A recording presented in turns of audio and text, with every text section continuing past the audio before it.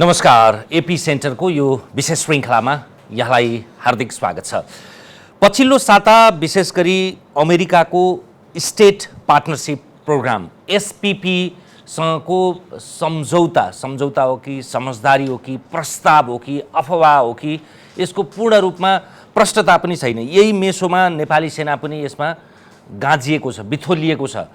विक्रम सन् 1915 देखि नै यो प्रकरण सुरु भएर अहिले 7 वर्ष यता यो विषय एकाएक चर्चामा मात्रै छैन, यसले राष्ट्रिय बहसको विषय सिर्जना गरेको छ। हामी एसपीपी के हो, अहिले भएको के हो, यसलाई हामी यो देशका लागि हितमा छ छैन, भू रणनीतिक भू सामरिक दृष्टिकोणले यसको अर्थ र औचित्य कस्तो छ, यसकै सेरोफेरोमा हामी छलफल गर्दैछौँ। हामीसँग हुनुहुन्छ चीनका लागि पूर्व नेपाली राजदूत टङ्क कार्की र त्यसै गरी हामीसँग हुनुहुन्छ अवकाश प्राप्त सहायक रथी केशरबहादुर भण्डारी। स्वागत छ दुवैजनालाई। धन्यवाद।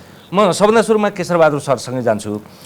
नेपाली सेना पनि यसमा मुछियो हैन, सेनाले नै प्रस्ताव पठाएको रहेछ सन् 2015मा एकपटक, अनि ताकेता गर्दै 3 वर्ष पछाडि फेरि अर्को पटक गरेको रहेछ। यो खास चाहिँ के हो एसपीपी? यो एसपीपीको मात्रै भन्नु पर्दाखेरि सबभन्दा पहिले चाहिँ नि जब चाहिँ नि सोभियत रुसबाट ब्रेकअवे रिपब्लिक्सहरू थुप्रै बने नि 1989मा 90 भनौँ न, अब 89 र 90सम्ममा सबै ब्रेकअवे रिपब्लिक्स थुप्रै बने।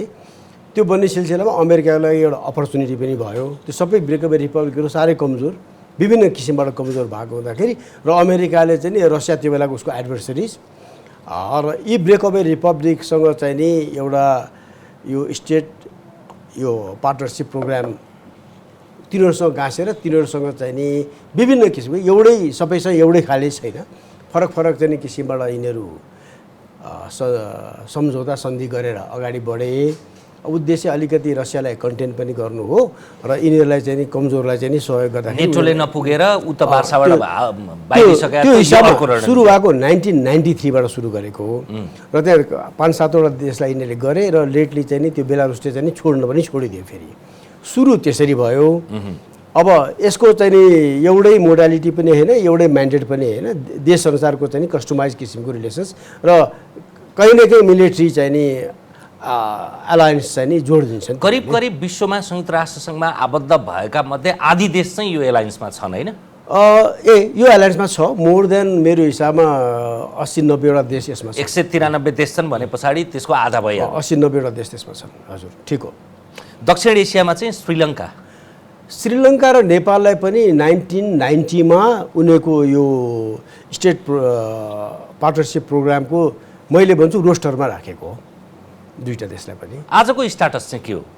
आजको स्ट्याटस पनि हामी रोस्टरमै छौँ अमेरिकन हिसाबमा। अब हामीले कुनै सन्धि सम्झौता गरेका छैनौँ, त्यसले गर्दाखेरि हामी अहिलेसम्म पनि यो स्टेट पार्टनरसिप प्रोग्रामको चाहिँ नि हामी अमेरिकासँग यो एसपीपीको आधारमा हामी उनीहरूसँग अझै पनि पार्टनरसिप छैन। टङ्क सर, उहाँले छैनन् भनेर भन्नुभयो, तर 2-3 पटकका पत्र सञ्चार होइन, ताकेता त्यो सेनाको, सरकारको, परराष्ट्र मन्त्रीको, रक्षा मन्त्रीको, तिनीहरू चाहिँ के हुन्छ? अघि उहाँले जुन विवरण पस्किनु भयो नि होइन, यो अवधारणा कतिखेर सुरु भयो भन्दाखेरि 90s को लगत्तै पछाडि 93-94 को फ्रान्सिस फुकुयामाहरूले इन्ड अफ हिस्ट्री लेखिरहँदा भन्नाले त्यस्तो कालखण्डमा यो अवधारणा अगाडि सारियो जतिखेर चाहिँ युनिपोलर वर्ल्ड चाहिँ इस्टाब्लिस भइसकेको छ। सोभियत सङ्घ गर्ल्याम ढलेको छ, इस्ट युरोप गर्ल्याम ढलेको छ, युगोस्लेभिया धुजा भइसकेको छ होइन। त्यस्तो कन्टेक्स्टमा त्यो युनिपोलर वर्ल्डलाई सस्टेन गर्ने सैनिक रणनीतिभित्रको एउटा होइन अवधारणा चाहिँ यो थियो होइन। त्यसलाई त्यो अगाडि राख्न, त्यसमा इन्गेज गर्दै ल्याएर होइन, त्यो उनीहरूको लङ टर्म प्लानिङ हो क्या। अब अहिले हामीलाई कस्तै ल्याएर यो एसपीपी प्रोग्रामभित्र हामीलाई कस्तै कुरो कानुन 15देखि त उनीहरू त होइन योजनाबद्ध ढङ्गले हामीले कस्तै लिएर आएर यहाँसम्म पुर्याएको छन्। अब अहिलेको यो सार्वजनिक भइसकेपछि अनि त्यसले त्यसका प्रस एन्ड कन्सको बारेमा छलफल हुन थाल्यो, बहस हुन थाल्यो होइन। आज हामी त्यो चरणमा छौँ होला र करिब होइन जसले यसलाई अगाडि त्यही होइन यो एसपीपी प्रोग्रामलाई चाहिँ अगाडि गर्नुपर्छ या त्यसप्रति सकारात्मक भएर अगाडि बढाए। आज उनीहरू यसका प्रस एन्ड कन्स हामी जुन जियो पोलिटिकल कन्टेक्स्टमा छौँ त्यो कन्टेक्स्टमा त्यसका रिपर्कसनहरू के पर्छन् भन्ने कुरोकानीहरूलाई लिएर चाहिँ यो बढी डिबेटेबल भनेको र करिब होइन। अब परराष्ट्र मन्त्रीको आज मात्रै मैले एउटा इन्टरभ्यू सुन्दै थिएँ होइन, हामी यसमा जाने होइन, हामी यसबाट के पन्छिने हो भनेर बोलेको मैले सुनेको छु। त्यो त परिस्थितिजन्य प्रतिक्रिया भयो। अब यसकै उहाँ प्रारम्भिक रूपमा संसदमा पहिलो दिन बोल्दा त त्यस्तो थिएन। यो त कुनै सैन्य रणनीति होइन, एउटा स्वाभाविक सामान्य प्रक्रिया हो भन्दै हुनुहुन्थ्यो। होइन हाम्रो के भइदियो भने हाम्रो शासन प्रणालीमा के रहिदियो भने यो दब्बु प्रवृत्ति नि होइन, इन्फेरिटी कम्प्लेक्स चाहिँ राज्यको है, व्यक्ति विशेषको होइन, राज्यको त्यो इन्फेरिटी कम्प्लेक्स चाहिँ हाम्रा सत्ताधारीहरूले के एक्सप्रेस गर्न थाले, जसले गर्दाखेरि फरेन पावरलाई एपिज गरेर मात्रै बस्छ। त्यो फरेन पावर भनेको उनीहरूले के देखेका छन् भने कोल्ड वारको बेलाको फरेन पावर देखेको छ या अहिले देख्यो भने 90 पछाडिकै देख्दाखेरि हाम्रो जियो पोलिटिकल कन्टेक्स्टलाई हेरेनन् क्या। हाम्रो जियो पोलिटिकल कन्टेक्स्ट भनेको आजको नेपाल जहाँ छ त्यो नेपाल भनेको 50s को 60s को 80s को नेपाल होइन। आज चाहिँ भनेको राइजिङ एउटा इन्डिया, राइजिङ चाइना होइन, जो अमेरिकासँग पौँठेजोरी खेल्न तयार भएको त्यो क्षमता भएको चीन र त्यसै गरेर अर्को होइन आफूलाई त्यही ढङ्गले उदीयमान बनाइरहेको भारतको बिचमा छौँ। त्यस्तो अवस्थामा हामीले लिने फरेन पोलिसीले अलिकति मात्र आइदर साइड, चाहे इन्डियालाई चाहे चाइनालाई प्रिक हुन्छ भने त्यस्ता त्यो कुनै होइन सन्धि सम्झौता या यस्ता कार्यक्रममा संलग्न हुने या नहुने भन्ने कुरो चाहिँ वास्तवमा त्यो कोणबाट हेरिनु। अब यिनीहरू त्यो यो कोणबाट हेरेन, जसले गर्दाखेरि समस्या अहिले आएको होला जस्तो लाग्छ। तपाईँले यो अमेरिकाको रोस्टरमा मात्रै नेपाल छ भन्नुभयो नि, त्यो भूकम्प गएको परिस्थिति थियो होला राजेन्द्र छेत्री प्रधान सेनापति हुँदाखेरि। त्यस्तो अवस्थामा अब यहाँ कति देशका तपाईँको सैन्य विमानहरू आइरहेको थियो, उद्धार गर्न आएको थियो, त्यो प्रयोजनबाट अरू सामरिक गतिविधि पनि गर्थे होला होइन, त्यो चर्चा त्यति बेला पनि भएको थियो। त्यति बेला नेपालले चाहिँ सदाशयता खोज्दै अमेरिकासँग पत्र सञ्चार गरेको हो कि अथवा त्यो उहाँले भने जस्तो 15 देखि च्याप्तै लगेको पटाक्षेप चाहिँ त्यसरी आएको? त्यसो होइन, राधोजीले भन्नुभएको जस्तो होइन। भुइँचालो गएपछि संसारभरिका चाहिँ नि सहयोगहरू यहाँ उहिले र यति मिसम्यानेजमेन्ट भयो कि वास्तवमा कि नेपालले त्यसलाई राम्रोसँग म्यानेजै गर्न सकेन। अब जङ्गी अड्डा अगाडि बसेर म्यानेज गर्न खोज्दै पनि अब भारतीय सहयोगलाई अलिकति पुस गर्नु अमेरिकन नआइकन पुस भएन र त्यहाँदेखि आफ्नो फेरि चाहिँ नि विभिन्न इन्ट्रेस्टहरू पनि त्यहाँ खेल्न थाले। आउनुपर्ने सहयोगभन्दा नचाहिने चिजहरू एक्टिभिटी बढे, त्यो चिजलाई म्यानेज गर्न सकेन। अति गाह्रो भएपछि त्यो परिवेशमा विभिन्न छलफल आदि इत्यादि। सुशील कोइराला प्रधानमन्त्री हुनुहुन्थ्यो र उहाँका यस्ता कुराहरू पुग्दाखेरि यो त यसलाई त व्यवस्थापन गर्न सकेन भन्ने जस्तो हामीले कुरा सुन्यौँ। सुन्दाखेरि उहाँलाई गर्दाखेरि उहाँले के भन्नुभयो रे भनेदेखि हामी त प्रजातन्त्र प्राप्तिको लागि लड्दै बुढा भयौँ, यस्ता कुरा त हामीले बुझ्नै भएनौँ, यस्तो कुरा हामीले केही सिक्ने गर्ने अभ्यासै गर्न पाएनौँ, त्यही कारण के गर्नुपर्छ बरु सल्लाह गरेर के गर्नु पर्यो भन्ने चाहिँ नि उहाँको पनि त्यस्तो आशय व्यक्त भएको अवस्था थियो त्यो बेला। र त्यही बेला के गर्ने भने चाहिँ यो सरकारका यो कोही फर्मल इन्फर्मल विभिन्न चाहिँ नि भइरहेको थियो नि अन्तर्क्रिया त्यो बेला। त्यो बेला चाहिँ अनि के गर्ने भने चाहिँ ल यसमा उसले म्यानेजमेन्ट कसबाट चाहिँ सहयोग लिने त, कसरी हामी नेपाली सेनालाई अथवा चाहिँ नेपालको चाहिँ नि क्यापेबिलिटी इन्हान्स अथवा बढाउने कसरी भन्ने कुरा हुँदाखेरि त्यो बेला सबभन्दा शक्तिशाली अमेरिकन भएपछि अमेरिकनलाई सोद्धाखेरि अमेरिकनले के भने यो सेन्ट्रल गभर्मेन्टले गर्ने, सेन्ट्रल आर्मीले गर्ने कुरा यो भएन, आउनु त हामीहरू आएको हो तर हामीले गर्ने कुरा भएन। यसको विषयमा विशेषज्ञता हासिल गर्ने चाहिँ नि स्टेट यो गार्डहरूले, नेसनल गार्डहरूले चाहिँ नि गर्ने हो र उनीहरूमा त्यसमा क्षमता र विशेषज्ञता पनि छ। त्यही उनीहरूसँग तपाईँले चाहिँ नि सम्पर्क गर्नुभयो भनेदेखि उनीहरूको सहयोग ठिक हुन्छ भनेर सिफारिस अमेरिकनले नै गरे हो।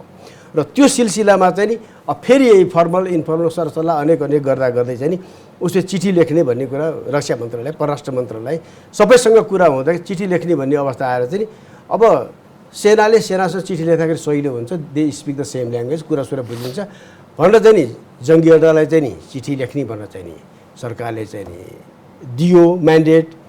अब जङ्गी अड्डा त्यो बेला चाहिँ होइन चिठी त तपाईँले लेख्नुपर्छ भन्दै अझ राम्रो हुने थियो। अब ठिकै थियो, अब राजेन्द्र छेत्री चिफ साहबले सरकारले भन्यो भनेपछि उहाँले चाहिँ नि चिठी चाहिँ नि ओरिजिनल गरिदिनु भयो।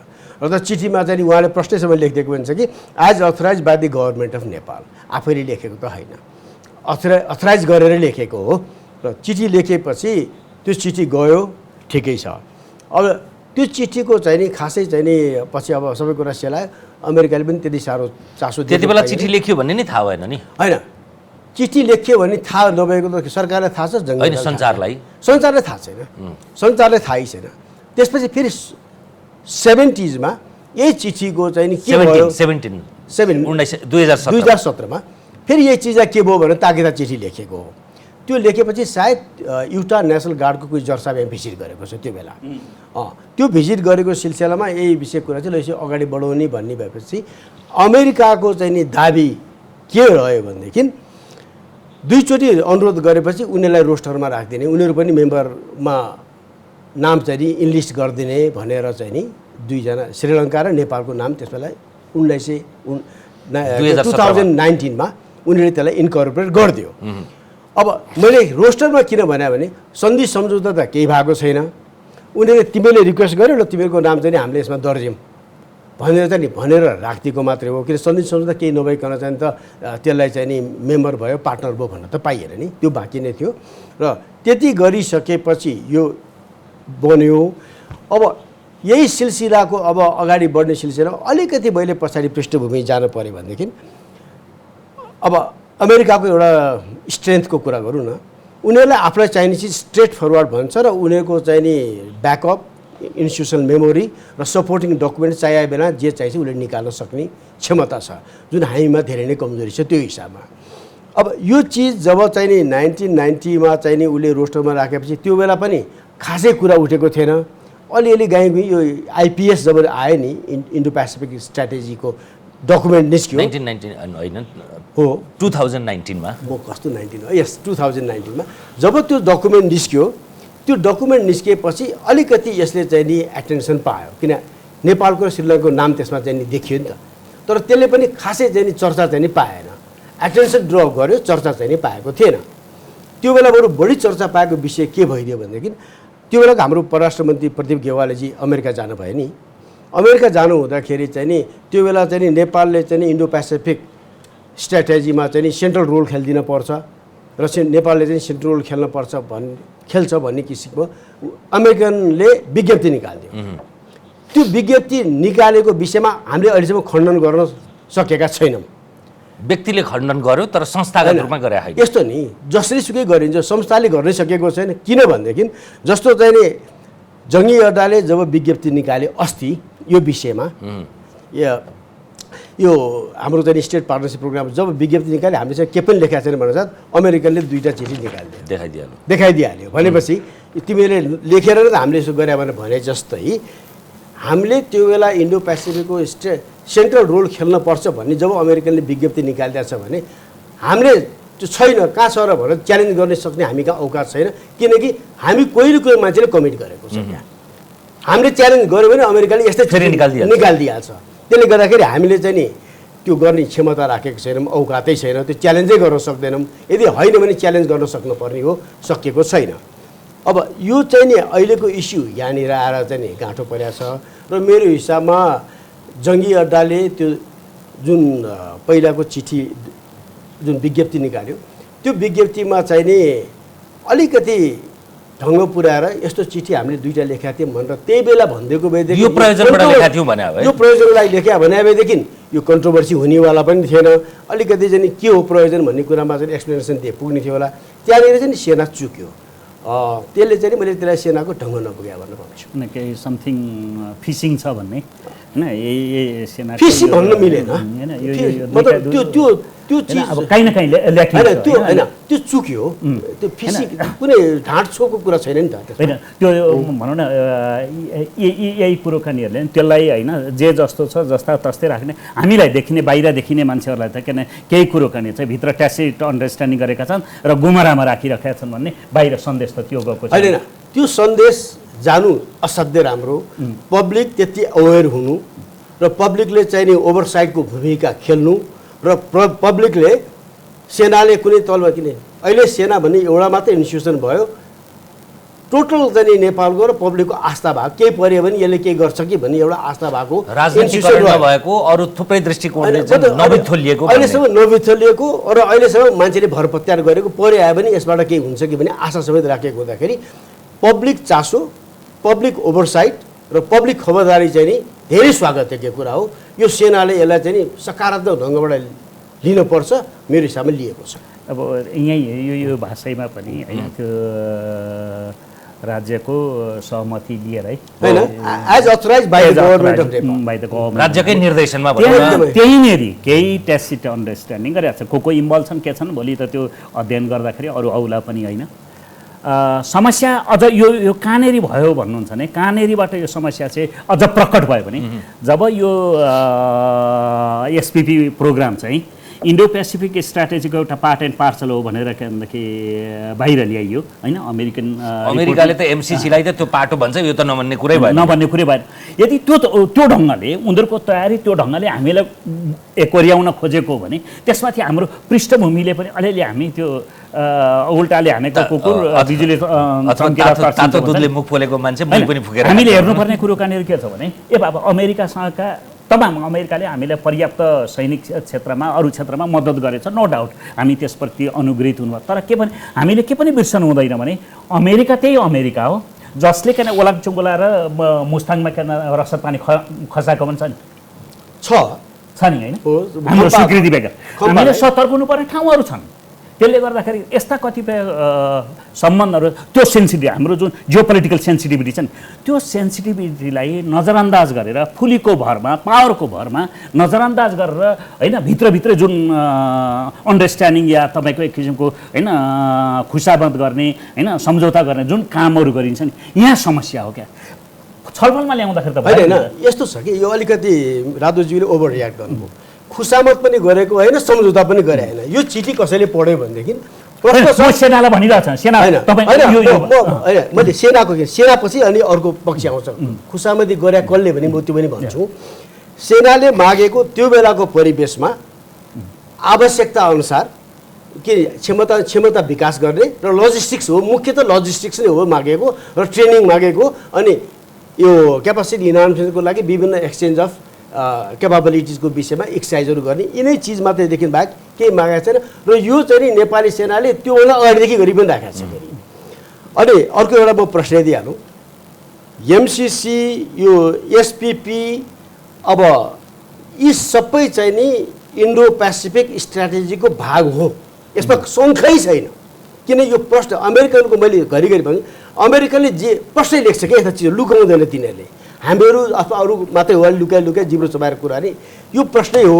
तर यो इन्डो पेसिफिक स्ट्राटेजीकै यो अङ्ग भए तापनि हामी अमेरिकासँग पहिलादेखि नै पार्टनर हौँ। अमेरिकाले दुईवटा कुराहरू छ, अलाइ एन्ड पार्टनर भन्छ कि हामी अलाइ होइन।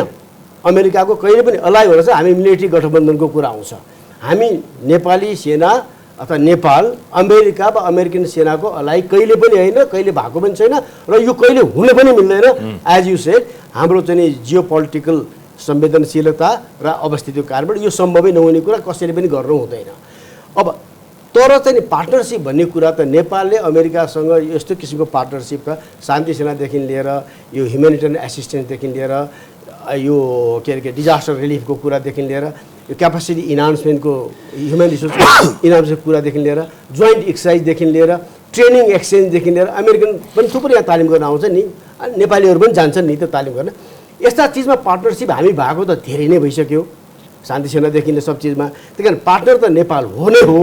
तर एउटै कुरा चाहिँ मान्छे कन्फ्युज के भने पार्टनर र एलाइमा चाहिँ मान्छे मिक्स हुन थाले। त्यही कारण नेपाल अलाइ होइन पार्टनर हो, यसरी बुझ्यो भने सहज। हाम्रो त अतिरञ्जनाको पनि कुन अर्थ छ भने हामी कुनै युएस एयरफोर्सको कुनै विमान आयो भने पनि अमेरिकी सेना आयो भनिदिन्छौँ, कुनै एउटा तपाईँको मन्त्रीले अर्को के अरे त्यहाँको सेनाको वर्दीमा आइदियो भने पनि त्यही ठान्छौँ होइन। त्यसैले यो त्यसको कुरालाई हामीले पर्खेल्न सक्दैनौँ क्या, त्यसको फरक चाहिँ छुट्याउनु पर्यो होइन। त्यसमा त यो होइन सामान्य अरू होइन हामीले अमेरिकासँग गरिराखेका अरू कतिपय ट्रेनिङ लगायत कतिपय होइन सरसहयोगका कुरो गर्ने त्यहाँ समस्या छैन। समस्या कहाँ हो भने अमेरिका त नेपालको बेलायत पछाडिको दोस्रो छिटो के अरे दैत्य सम्बन्ध भएको देश हो नि, भारतभन्दा पहिली चीनभन्दा पहिली भएको नि। 1947 चाहिँ नि अमेरिका र नेपालको दैत्य सम्बन्ध भयो, भारत स्वतन्त्रै भएको थिएन र त्यो बेला नै अमेरिकाले फेरि दिएको एउटा स्टेटमेन्ट के राम्रो छ भनेदेखि तिनीहरूले भनेको कुरा चाइना र इन्डियालाई वाच वा अब्जर्भ गर्नको लागि एसियाको ककपिट नेपाल हो त्यही कारण यो नेपालको महत्त्व यहाँनिर छ भने उनीहरूले 1947मै भनेको कुरा यो त्यो बेला चाहिँ नि चाइना अलि नन एक्जिस्टेन्ट थियो चाइना पनि माओ त्से-तुङ आएकै थिएनन् नि नन एक्जिस्टेन्ट थियो चाइना 1949 मा भयो त्यही त जब चाहिँ नि चाइना नन एक्जिस्टेन्ट थियो भने त्यो बेला त्यो इस्यु चाहिँ नि उसलाई खालि अब्जर्भ गरेर पुग्यो कम्युनिस्ट भएर चाहिँ नि हेर्ने मात्रै भयो कम्युनिस्ट पनि थिएन भनौँ न कुमिन्ताङ थियो त्यहाँ अब्जर्भ मात्रै कुरा गर्ने कुरा आयो चेन काइसेकहरूले शासन गरिरहेको थिए स्ट्राटेजी त्यो बेलाको हो अब जब चाइना अहिले आएर चाहिँ नि सुपर पावरको स्ट्याटसमा आइपुग्यो र अमेरिकाको एउटा मात्रै एडभर्सरी अब रसिया र चाइना भन्छन् भन्नु त अहिले रसिया फर्स्ट एडभर्सरिज हो कि चाइना फर्स्ट एडभर्सरिज हो भन्ने कुरा अझै चाहिँ नि क्लियर छैन तर अमेरिकनको चाहिँ नि पेपरहरू पढ्यो भनेदेखि चाइना फर्स्ट एडभर्सरिज र इन्डो पेसिफिक स्ट्राटेजीमा त चाइना नै एडभर्सरिज हो चाइना मात्र एडभर्सरिज हो भनेर चाहिँ नि प्रश्न भएको हुँदाखेरि इन्डो पेसिफिकको चाहिँ नि main content main am main strategy भनेकै चाइनाको इन्फ्लुएन्सलाई चाहिँ नि कन्टेन्ट गर्ने अब यसो गरौँ दर्शकले बुझ्दाखेरि पनि यो विषयमा अब असाध्यै कम छलफल हुन्छ गम्भीर रूपमा चाहिँ नत्र भने एकपक्षीय मात्रै चर्चा हुन्छ तपाईँले एलआई र पार्टनर यी दुईटा कुराको फरक छुट्याउनु पर्यो भन्नुभयो होइन हामी अमेरिकाको मात्रै होइन जुनसुकै देशको पार्टनर हुन सक्छौँ हौँ तर एलआई होइनौँ किनभने हामी असंलग्न देश पनि हौँ भू रणनीतिक भूसामरिक अनेक दृष्टिकोणले हाम्रो सामर्थ्य हाम्रा सीमाका कारणले पनि त्यसो हो भने अहिले त्यो एसपिपीमा नेपालले चाहिँ तपाईँले भने जस्तो एउटा सामान्य प्राविधिक भौतिक अथवा अरू प्रकोपजन्य सहयोगको मात्रै अपेक्षा थियो भने अमेरिकाले चाहिँ त्यसलाई किन अर्को रूपमा बुझ्यो अथवा म्यानिपुलेसन गर्यो अमेरिकाले म्यानिपुलेसन गर्ने अब यदि तपाईँको 10 बुँदे मस्यौदालाई आधार मान्ने हो भने त्यसले अहिलेसम्म आधिकारिकता पाइसकेको छैन कसैले पनि ओन गरेको छैन नि त्यो 10 बुँदे जुन मस्यौदा आयो कसैले पनि ओन गरेको छैन त्यही कारण त्यसलाई चाहिँ नि आधिकारिक पेपर मानेर छलफल गर्न कति मिल्छ कति मिल्दैन तर पनि केही चिज आयो त्यो विषयमा टिका टिप्पणी गर्न चाहिँ मिल्यो हेर्नुहोस् न अहिलेको एज अफ इन्टरडिपेन्डेन्स अहिले कुनै पनि चाहे अमेरिकै पनि चाहिँ नि आफैमा सर्वसम्पन्न छैन झन् कोभिडले गरेपछि त यस्तो बनायो संसारलाई यस्तो नजिक ल्यायो कि कुनै पनि देश आफै एक्लैले के पनि गर्न सक्दैन भनेपछि एज अफ इन्टरडिपेन्डेन्सको बेलामा नेपालको जस्तो सानो भूपरिवेष्टित कमजोर राष्ट्रले त आफै चाहिँ फाइफी गर्ने ठाउँ पनि छैन त्यही कारण यो पार्ट अफ इन्टरडिपेन्डेन्स हो जुन अमेरिकासँग चाहिँ नि यो जुन हामीले नेपाली सेनाले अथवा नेपाल सरकारले जुन चिठी पठायो त्यो चिजको हिसाबमा चाहिँ नि यो पार्ट अफ इन्टरडिपेन्डेन्स र नेपालले सहयोग मागेको विषयमा गयो 10 बुँदे कुरा गर्ने हो भने त्यसको कुरा गर्ने त्यहाँ चाहिँ नि 4-5 वटा अति नै आपत्तिजनक बुँदाहरू छन् यदि त्यसलाई आधिकारिक मान्ने हो भने सायद आधिकारिक पनि बनाइदेला आज भोलि मोस्ट लाइकली मान्ने हो भने त्यसमा चाहिँ नि 4-5 वटा बुँदा एकदम आपत्तिजनक छन् त्यो आपत्तिजनक कुरामा चाहिँ नि नेपालले कहिले पनि अनबोर्ड अथवा त्यहाँ चाहिँ जानै मिल्दैन त्यो गयो भनेदेखि नेपाल एक किसिमको अलाइमा जान सक्छ किनकि विदेशी सेना यहाँ आएर बस्ने कुरा आइहाल्छ बस्ने कुरा आएपछि ऊ हतियार लिएर घुम्ने कुरा आइरहेको छ जमिन किन्ने उसको आफ्नै चाहिँ क्याम्प बनाउने अब क्याम्पलाई चाहिँ अलिक ठुलो स्केलमा गयो भने बेस बनाउने जस्तो कुरा आउँछ यस्तो चिज त नेपालले कुनै पनि हालतले इन्टरटेन गर्न सक्दैन गर्नै हुँदैन न हाम्रो परराष्ट्र नीतिले दिन्छ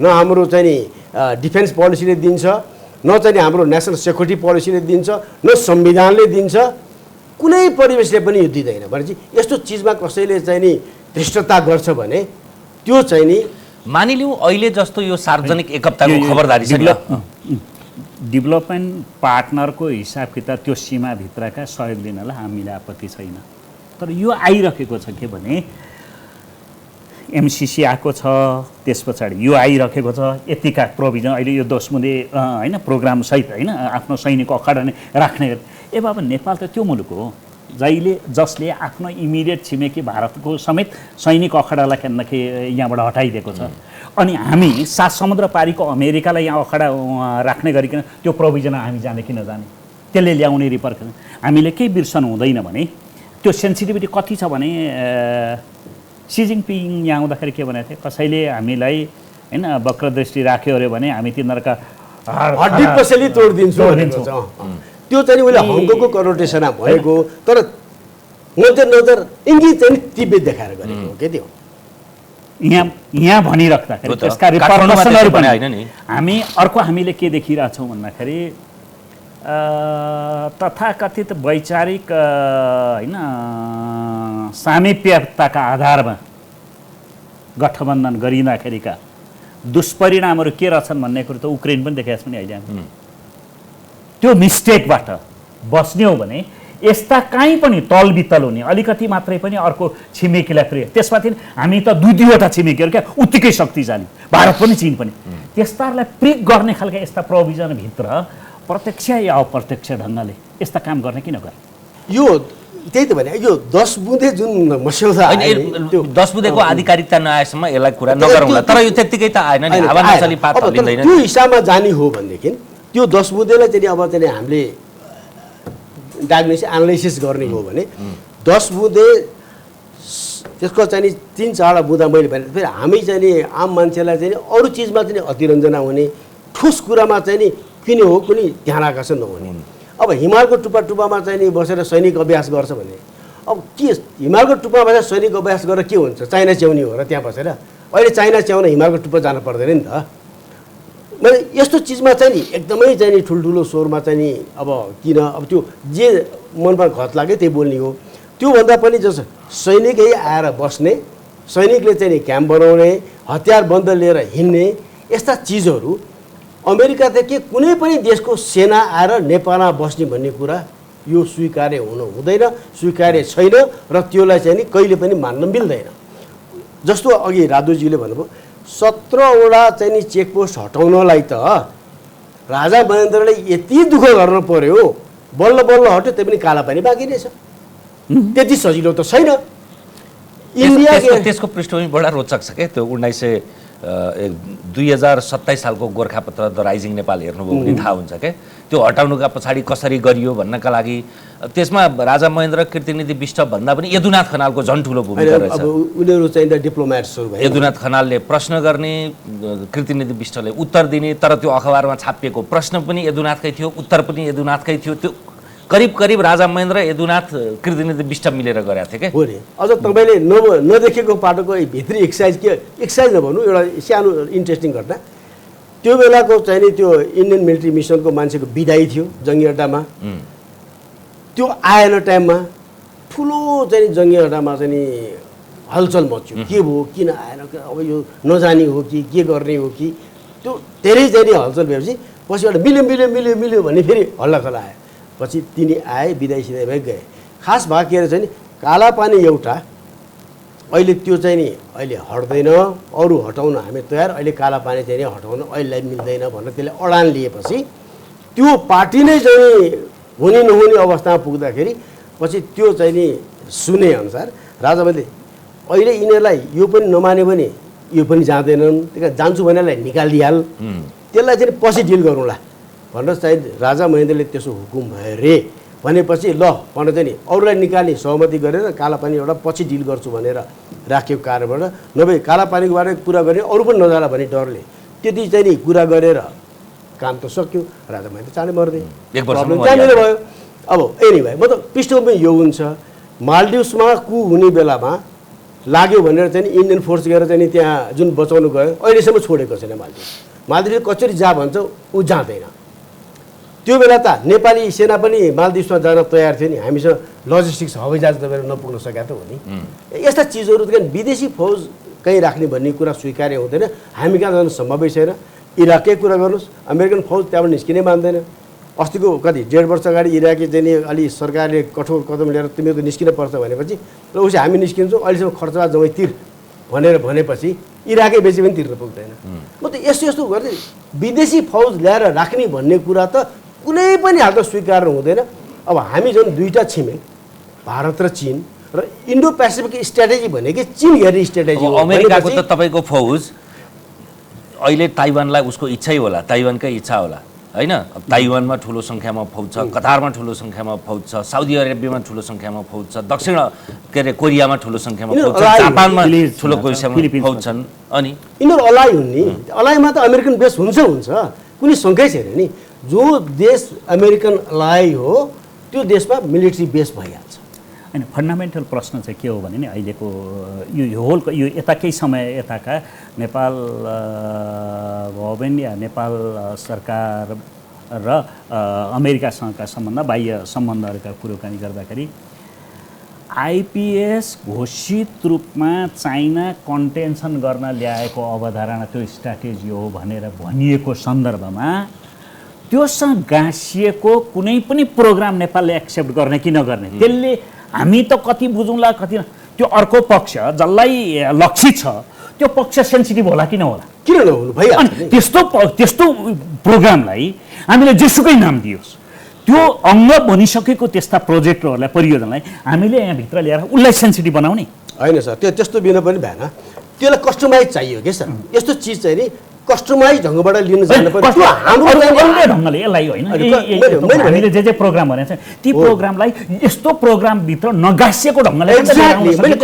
यसमा हालेर लिएर आइँदैछ नाम परेकोसँग केही पनि सम्बन्धै भएन हामीले लिने इसेन्स के हो हामीलाई चाहिने रिक्वायरमेन्ट हामीले दुईवटा छिमेकलाई एलिनेट नहुने किसिमबाट एज यु सेड प्रिक नहुने किसिमबाट हामीले कस्टमाइज किसिमको सहयोग नलिकन त नेपालको चाहिँ नि कति कुरा चल्दैन मैले एज अफ इन्टरडिपेन्डेन्स भनेको कारण त्यो हो यस्ता चिजहरू चाहिँ नि इन्डो पेसिफिक स्ट्राटेजीभित्र हामी छिर्ने कुरा पनि आउँदैन कहिले पनि खास गरी मिलिट्री एलायन्समा होइन त्यो भन्ने त्यसो हो तर त्यही होइन इन्डो त्यो आइपिएसको प्रोग्रामभित्रका प्रोग्राम हामी लिएर ए सर अनि त्यसले के गर्छ प्रोग्रामभित्रको प्रोग्राममा त्यही हुन्छ भने सबैमा त मिलिट्री एलायन्स छैन नि त प्रोग्राममा जस्तो यही कुरा भने स्टेट पार्टनरसिप प्रोग्रामको जुन चाहिँ सेनाले जङ्गीरा लेखेको चिठीको कुरा गरे भने त्यसमा चाहिँ मिलिट्री चाहिँ नि इस्यु नै छैन नि एमसिसीमा पनि मिलिट्री इस्यु नै छैन नि होइन अहिले आयो 10 बुँदा त लिएर आयो त्यो 10 बुँदा आएपछि लिएर आयो ऊ कसरी आउँदैन भण्डारी सर कुरा के भयो भने त्यो सैनिक इस्यु नै थिएन भने मैले पत्रै लेखेको छैन भनेर सेनाले किन भन्नु पर्थ्यो त पछि त चुइयो होइन यो त्यही त त्यहाँनिर चाहिँ नि सेना चुक्यो त मैले भनिहालेँ नि त त्यसमा त मैले अन्यथा भनेकै छैन नि यही चिज पहिला नै डिस्क्लोज गरिदिएको भए सबभन्दा राम्रो हुन्थ्यो सेना स्मार्ट हुन्थ्यो बरु हाम्रै तर्फबाट यी दुईटा मात्रै लेख्या हो भनेर प्रेसलाई दिए के दिनै पर्ने थियो त्यो दिएको भएदेखि यत्रो कन्ट्रोभर्सी नै हुने थिएन कि यसमा चाहिँ सेना चुक्यो नि त प्रब्लम त्यहाँनिर भयो त्यो हदसम्मको हाम्रो संलग्नता होइन त्यो आइपिएसको स्ट्राटेजीका मर्मभित्रको हाम्रो संलग्नता होइन हाम्रा इनिट्सहरूसँग मात्रै हो भने त्यो हदसम्म मात्रै होइन अन्डरस्ट्यान्डिङलाई या त्यो सहयोगलाई अगाडि बढाउन त कसैको आपत्ति हुँदैन थियो नि तर भइदियो थियो भने उनीहरू एकातिर त्यो ढङ्गको एग्रिमेन्ट गर्ने अनि अहिले चाहिँ उनीहरू 10 बुँदा सहमति आइपिएसको कुरा गर्ने त एमसिसी पो त आइपिएसको पार्ट भन्नु पर्ने यो त अहिलेसम्म हामी छिरेकै छैनौँ आइपिएसको पार्ट त एमसिसी त्यो पनि त्यति ड्यामेज भएन नि त तर मान्छेले जे चाहिँ शङ्का गरे त्यो शङ्का एमसिसी गरेपछि साधारण चाहिँ मान्छे कति मान्छेको विश्लेषण यो पनि रह्यो कि एमसिसी गरेपछि अमेरिकन आउँछ अमेरिकन बुट बजार छ भन्ने कुरा गरे नि जुन एमसिसीमा त कहीँ पनि त्यो उल्लेख छैन नि कुनै ठाउँमा पनि त्यो छनक छैन तर यदि यो सम्झौता नै हो र यही चिज चाहिँ अब प्रस्ताव हो भनेदेखि त्यसको चाहिँ पूरकको हिसाबमा आयो नि यो त हो त्यही कारण यस्तो चिज त चाहिँ नि नेपालले इन्टरटेन गर्न मिल्दैन अब सेनाको कुरा सेनाको चाहिँ तपाईँले भने जस्तो यो विषय सरकारले नै लेख्न लाएर छ किनभने सेनालाई लेख्नुहुन्छ भनेर अब कस्तो विचित्र भयो भने जति बेला राजेन्द्र छेत्रीले लेखिरहनु भएको थियो त्यति बेला केपी ओलीजी प्रधानमन्त्री हुनुहुन्थ्यो हो होइन अब त्यसैले त्यो को सत्तापक्ष को प्रतिपक्ष भन्नै पाइएन भन्नै सकिएन अब अहिले देउवाले गरौँ भनेर भन्न पनि मलाई अप्ठ्यारो क्या किनभने सुरुवातमा पालामा भएको छ हैन केपी ओली हुनुहुन्थ्यो कि सुरुमा लेख्ने बेला सुशील कोइराला सुरुवाती जम्मै एक्सर्साइज भयो सुशील कोइरालाको पालीमा त्यसको 12-14 दिनपछि केपी ओली प्रधानमन्त्री हुनुभयो चिठी त्यो बेला लेख्यो त्यो त्यहाँ दुविधा छैन तर सबैभन्दा अब्जेक्सनल कहाँनिर आयो भने सर यो चिज 10 बुँदे अब आधिकारिकता छैन त्यही कारण अहिलेसम्म छैन नै भन्नु पऱ्यो कसैले ऊ नै गरेको छैन तर हाम्रो रक्षा मन्त्री मिलेन्द्र रिजाल पेन्टागनमा 5 दिनको निमन्त्रणामा उहाँ जान जब लाग्नु भएको थियो उहाँ यति हौसिनु भएको थियो कि त्यो बेला उहाँ यो सही गर्न जान लाग्नु भएको के सही गर्न जानु थाहा छैन यो उहाँ चाहिँ नि स्टेट पार्टनरसिप प्रोग्राम सही गर्न जान लाग्नु भएको हो अब स्टेट पार्टनरसिप प्रोग्राममा के डकुमेन्ट सही गर्न जानलाई थाहा छैन हैन अब उहाँ चाहिँ नि उहाँ यदि महाधिवेशनमा तपाईको पराजित नभएको राजीनामा नदिए भए उहाँले राजीनामा नदिएको भएदेखि अब गुड फर नेसन उहाँलाई ब्याड गरेर मतलब पनि भएन उहाँ चाहिँ नि सायद पेन्टागन गए यही 10 बुँदे सदा आधिकारिक ढङ्गबाट सही हुन्थ्यो कि उहाँ जान लागेकै त्यस कारणले हो त्यसले गर्दाखेरि उहाँ नहुनु पनि एउटा ठुलो देशको लागि ब्लेसिङ इन डिस्गाइज नै भयो अब अहिले पनि त्यो आधिकारिकता नभए पनि यस्तो किसिमको डकुमेन्ट कसैले पनि सही गर्न मिल्दैन। यो राष्ट्रघाती संवेदन हुन्छ, यो मिल्दैन गर्न। अहिले पनि भित्रभित्र सरकारका मान्छेसँग कुरा गर्ने हो भने यसले धेरै ठुलो डिजास्टर ल्याउँदैन, यसमा गए के फरक पर्छ र हामीले त्यसै उछाल्यौँ भनेर भन्छन्। यस्तो भन्ने त कस्तो छ भने अब कोरियामा चाहिँ नि अमेरिकन फौज छ, जापानमा अमेरिकी फौज छ, थाइल्यान्डमा अमेरिकन फौज छ, ताइवानमा छ, के उनीहरूको सोभरेनिटी कम्प्रोमाइज भयो त भनेर क्वेसन गर्ने पनि छन्। अब जो मान्छेले नबुझेर भन्नुलाई क्षम्य छ, बुझी चाहिँ बुझ पचाएर भन्ने मान्छेलाई क्षम्य छैन नि त। हो विद्वान मान्छेले यस्तो कुरा तर्क गर्छ भने उहाँहरूलाई नकचरेको त औषधि छैन नि त। त्यस्तै हो, बुझी कसैले चाहिँ नि बुझ पचाउँछ भनेदेखि त्यसको त उपाय पनि छैन। तर यही भएको हुँदाखेरि यो किसिमको सम्झौता के हुन्छ र भन्ने कसैले भन्छ भने यदि 10 बुँदेलाई मान्ने हो भने के हुँदैन भनेर सोध्नु पर्यो उहाँहरूलाई। किन यस्तो किसिमको सम्झौता जब बुझ्दै जाँदा यो हाम्रो कुनै पनि नीतिले चाहिँ यसलाई समर्थन नगर्ने चिजलाई हामीले चाहिँ इन्ट्री दिने हो भने र दुईटा छिमेकीलाई चाहिँ आघात पर्ने किसिमको चाहिँ कदम चाल्ने हो भने तिनीहरूले फेरि चुप लाएर त नबस्ला। तिनीहरूले पनि के गर्ला, भोलि चीनले ल भनौँ न ल मेरो पनि बेस राख्नु पर्यो भनेदेखि अब नेपालको औकात के? एउटा समाचार आइरहेको थियो त, चीनले पनि यस्तै किसिमको सम्झौताको ड्राफ्ट पठाएको। नेपालको औकात के त? जस्तो चीनले भारतले गरे 1950 को ट्रिटी जस्तै गर्ने भनेर चाहिँ त प्रस्ताव गर्दाखेरि भारतकै प्रेसरले नेपालले गर्न सकेन नि त। त्यो बेला पनि चीनले त प्रस्ताव गरे हो नि, पछि खालि फ्रेन्डसिप ट्रिटी मात्रै गर्यो, त्यो मिलिट्री एलिमेन्ट सबै झिक्दियो। अब चीनले भोलि यस्तै प्रस्ताव गर्यो भने अब नेपालले रोक्नै त सक्छ त। त्यही यस्ता कुराहरूमा चाहिँ नि मैले भनेको यो राजनीतिमा अब उहाँहरूले जे गरे पनि हुन्छ भन्ने उहाँहरूको गजबको चाहिँ व्याख्या निस्केको छ। यति विकृत व्याख्या त संसारको कुनै पनि चाहिँ नि लिटरेचरमा पाइँदैन। अब नेपालमा उहाँहरूले नै चाहिँ नि इन्भेन्सन गर्नुभएको चाहिँ नि राजनीतिमा जे पनि हुन्छ अरे, नो के यस्तो हुँदैन राजनीतिमा। र 2 नम्बर कुरा, उहाँहरूले जे जति भन्नुहुन्छ नेपाल अहिले सबैभन्दा चाहिँ नि बडा चाहिँ डिजास्टर अवस्था के छ भने राष्ट्रिय सुरक्षा नीति मेरो विषय पनि भयो। त्यो राष्ट्रिय सुरक्षा नीतिमा सबैभन्दा अहम विषय भनेको राजनीतिक सुरक्षा हो। अरू त राजनीतिक सुरक्षा क्या हाँगाबिगा हुन् के, हामी परराष्ट्र नीति भनौँ, सैनिक नीति भनौँ, यो कूटनीति भनौँ, अर्थनीति भनौँ, यो राजनीतिकै चाहिँ नि झरेका चिजहरू हुन्। राजनीतिक सुरक्षा सबैभन्दा अहम र नेपालमा त्यही राजनीतिक सुरक्षा चाहिँ नि साह्रै क्रिटिकल छ। र यो चिज हो अहिले हामीले चाहिँ नि एकदमै चाहिँ नि विडम्बनापूर्वक स्वीकार्नु परिराखेको अवस्था चाहिँ नि अहिले हो। निर्णय प्रक्रिया गुपचुप, अपारदर्शी, अति केन्द्रीकृत होइन, यी यस्ता राष्ट्रका अलि दीर्घकालीन हितसँग सम्बन्धित रहेका विषयहरू अलि फराकिलो लेयरमा संस्थागत निर्णय गरेर जाने कुरोका भन्दा पनि यो कता होइन अपारदर्शी कुनामा बसेर होइन कसैलाई तुष्टिकरण गर्ने ढङ्गले होइन हल्का फल्का रूपमा लिएर जुन निर्णय प्रक्रिया छ नि हाम्रो मुलुकको संविधानले दिन्छ कि दिँदैन, त्यसको फरेन पोलिसीले मान्छ कि मान्दैन होइन, त्यसका रिपरकसनहरू के हुन्छन् भने यो समग्रतामा हेर्दै नहेरिकन होइन बन्द कोठामा बसेर 2-4 जनाले गर्ने इन्फ्लुएन्स भएर, त्यो पनि प्रब्लम त इन्फ्लुएन्स भएर गर्ने। अब यही पनि यो निर्णय पनि त्यो संस्थागत ढङ्गले काहीँ निर्णय भएको छैन माथि होइन, त्यो राज्यले होइन गभर्मेन्टकै इन्स्ट्रक्सनमा त्यो कहीँ छ कि छैन, त्यो कहीँ देखिँदैन। जर्साप जस्तो यो मानिलियो यो 10 बुँदेको आधार आधिकारिकता र वैधानिकता भयो भने के हुन्छ? हामी उल्ट्याउँछौँ भन्न पाइन्छ पाइँदैन? उल्ट्याउनु भन्न पाइने मात्रै कुरा होइन, यो चाहिँ नि हुँदैन भनेर हामीले चाहिँ नि मजासँग चाहिँ अमेरिकासँग डिबेट गर्नुपर्छ। हामीले चाहिँ नि स्टेट पार्टनरसिप प्रोग्राममा यो विषयमा गर्ने हो भने Nepal is willing to do, तर यो विषय हामीलाई अब्जेक्सनल छ, यो चिज हामीले एक्सेप्ट गर्न सक्दैनौँ र यो चिज राखेर यो चाहिँ नि सम्झौता हुन सक्दैन भनेर अमेरिकनलाई भन्न हामीले 1 इन्ची पनि तलमाथि पार्नुहुन्न। र अर्को चाहिँ अमेरिकन रिसाउँछ भन्छ, अमेरिकन रिसाउँदैन के, एउटा कुरा बुझ्न के पनि नेपालीको हीनताबोध भन्छ नि, लघुताभास, यो क्यान्डिडेट छलफल उनीहरू तुष्टिकरणको पनि छ, लघुताभास पनि छ, तुष्टिकरण पनि। उनीहरू यति चाहिँ नि ओपन ढङ्गबाट आफ्नो कुरा राख्छ, हरेक राष्ट्रले आफ्नो राष्ट्रिय हित, राष्ट्रिय इन्ट्रेस्ट, नेसनल पोलिसी अनुसार त अगाडि बढ्छ नि। हामीसँगै हामी पनि बढ्छौँ, अमेरिका त्यसरी बढ्दा त्यसमा त अन्यथा छैन, उसको पोलिसी हो, ऊ त गर्छ नै। उसले अमेरिका बसेर टिबेट पोलिसी चाहिँ पास गर्छ कङ्ग्रेसले। अमेरिका बसेर चाहिँ कुनै पनि संसारमा चाहिँ यदि मानव अधिकार साह्रै नै उल्लङ्घन भयो, उनीहरूले सोचेभन्दा बढी भयो भने हस्तक्षेप गर्न पाइन्छ भनेर पास गर्छ उनीहरूले। सक्यो भने गर्छ, नसक्यो भने चुप लाग्ने मात्रै कुरा हो, तर पास गर्छ के तिनीहरूले। त्यही किसिमबाट हामीले पनि क्यान्डिडेटली कुरा गर्न सक्यो भने अमेरिकाले एप्रिसिएट गर्छ। कुरा गर्ने यो त गजब राम्रोसँग चाहिँ लजिकली कुरा गर्यो कि हामीले स्वीकार्नु पऱ्यो कि नस्वीकार्नु पऱ्यो भनेर भन्छ। तर त्यो गर्नुपर्छ भने हामीमा औकातै देखाउँदैनौँ हामीहरू, सक्ने चिज हुने चिज पनि गर्दैनौँ के। दुःखको कुरा त्यहाँनिर भयो। डिप्लोमेसी भनेको जिब्रो चपाउने, ढाँट्ने, छल्ने, लटरपटर कुरा गर्ने।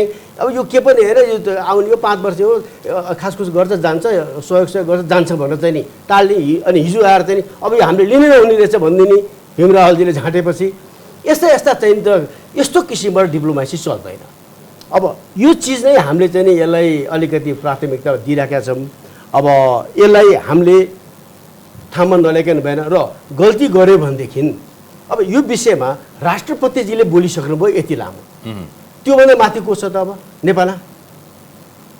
सर्वोच्चले नै हुँदैन भनिसकेपछि नि फेरि यो चाहिँ गराउन खोज्ने हो भनेदेखि अब जाने कहाँ त नेपाल?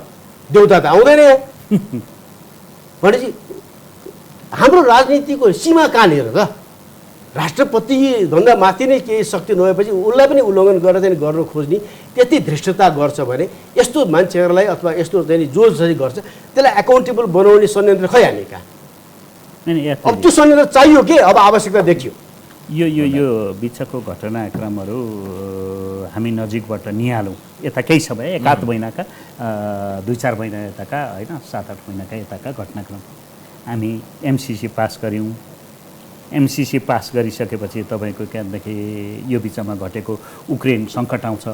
उक्रेन सङ्कटमा चीन अमेरिकाले अगाडि सारेको प्रस्तावको विपक्षमा उभिन्छ, भारत तटस्थ बस्छ होइन। अनि नेपाल चाहिँ होइन अमेरिकी प्रस्तावको पक्षमा मतदान गर्छ। त्यस पछाडि अलि पछाडि होइन अहिले यो टिबेट मामिला सम्बन्धी उपमन्त्री होइन यहाँ आउँछन्। पहिले आउनुभन्दा अगाडि दलाई लामालाई भेट्छन्, दलाई लामालाई भेटेर यहाँ आउँछन्। यहाँ आइसकेपछि क्या शरणार्थी क्याम्पमा हामी कसलाई सेन्सिटाइज गरिरहेका छौँ? हामी सिरियस छौँ भन्नाले यी यस्ता कुरोकानी डिप्लोमेसीमा यस्ता कुरोकानीहरूको अर्थ रञ्जन वाच गरिरहेका हुन्छ, एकदम रहन्छ, वाच गरिरहेका हुन्छन्। त्यसले गर्दाखेरि हामीले लिने ए बाबा विषयगत ढङ्गले तालिमको होला के होला होइन, सानातिना हात हतियारकै कुरो ल्याउने होला के होला, यी कतिपय कुरोकानी त्यो विषयगत कामहरू गर्नका अन्त कहाँ कसले बन्देज लगाएको छ?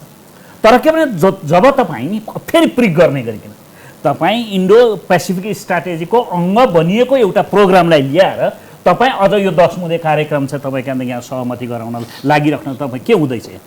हामी कतै नजानिदो ढङ्गले अमेरिकी क्याम्पमा चाहिँ हामी त्यहाँदेखि जान खोजिरहेको त्यो गोरेटो बनाइरहेका त छैनौँ। आशंका यो नजानिदो होइन, जानिदो किसिमबाट जान लाग्यो भने पो दुःख भयो। जानिदो जस्तो अघि सरले चाहिँ नि उपमन्त्रीको कुरा गर्नुभयो, नेपालको पोलिसीले त्यो गर्न दिँदैन। तर किन दिएको? कसलाई एकाउन्टेबल बनाउने को त? अब यहाँ मैले सोध्न खोजेको थियो, जब कोही मान्छेले राष्ट्रको नीति विपरीत काम गर्छ भने त्यसलाई एकाउन्टेबल बनाउने मेकानिजम खै त? अब चाहिएन त त्यो मेकानिजम? फ्री फर अल त होइन होला नि त यो देश त। त्यो 2-4 जना मुक्ति खोज्न यो लिस्टमा थिएन, एकाएक गइन् भनेर भनिदिन्छ होइन। अब त्यो भन्दैमा चाहिँ नि तँ किन बस्या त? निस्कि भन्नु पऱ्यो नि त्यसलाई। प्रोटोकलले दिँदैन। जब राज्य व्यवस्था सञ्चालन गर्न जान्दैनस् भन्ने सक्दैनस् भन्ने तँ किन बस्ने? तर औकातै छैन भन्नु पऱ्यो। त्यस्तो एउटा एकाउन्टेबल बनाउन सक्ने एउटा क्षमतावान केही न केही चाहिँ नि हाम्रो कहाँ चाहिँ संयन्त्र चाहियो। अब नत्र भनेदेखि त देश बेचिदियो भने के गर्ने भन्ने कुरा आयो। सही गरेर त बेचिन्छ नि। पद्म संस्थाले 50मा सही 49मा सही गरेको चिजले आजसम्म दुःख दिइराखेको छ। अब भोलि गएर एकजनाले फ्याट सही गरिदियो भने काफी छ नि, बोल्ने मान्छेलाई त सही गरेछ भनेर पेलिदिन सक्छ नि। मोहन शमशेरले गरे। मोहन शमशेरले अब हाम्रो फरेन पोलिसी भनेको तरबारको धारमा हिँड्ने हो। अलिकति पनि तपाईँ तल बितल गर्नुभयो भने नोक्सानी तपाईँलाई यता पनि काट्छ उता पनि काट्छ। त्यसले गर्दा तपाईँ त्यो सतर्कताका साथ कुनै पनि खास गरेर त्यसमाथि हाम्रो सर्वाधिक चासो चिन्ता गर्नुपर्ने कुरो कहाँनिर नि हामीले फरेन पोलिसी म्याटरसँग सम्बन्धित कुनै पनि गतिविधिहरूलाई अगाडि बढाइँदाखेरि इमिडिएट हाम्रा छिमेकीहरूको रेस्पोन्स के हुन्छ, रियाक्सन के हुन्छ? नो डाउट हामीले होइन यसको अर्थ के हामी यी दुईटाकै यो तर यो यथार्थलाई हामी अलिकति पनि नजरअन्दाज गर्न सक्दैनौँ। तर त्यही भएर दुईवटा चाहिन्छ। नेबरसँगको हाम्रो फरेन पोलिसी एउटा छुट्टै नै हुनुपर्छ।